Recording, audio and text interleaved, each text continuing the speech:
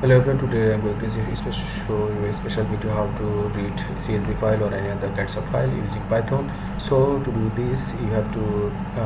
write some codings, import numpy and import pandas, and after that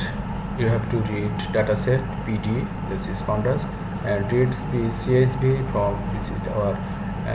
data emotion on K data, and you can also see the data look like this data field, the ID and text field here,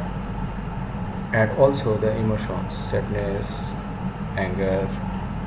fear, everything. So after reading this you have you go forward to print this line, and the final line reading from the dataset dot emotion is our dataset columns names, emotions, and value counts, every column how much value it counts, and plot bar everything. So in our data set how many types of values counts, sadness, how many sadness, and fear, how many fear is everything. So after running this code you are getting this output,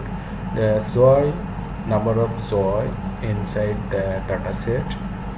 here, number of joy that will bring the joy and sadness, everything, the remaining sections of this data set. So guys, if you like this video, stay tuned, stay subscribed to get new notification, because in future we will go forward to run every data set and run machine learning algorithm to get result, learning and everything. So get connected with this channel.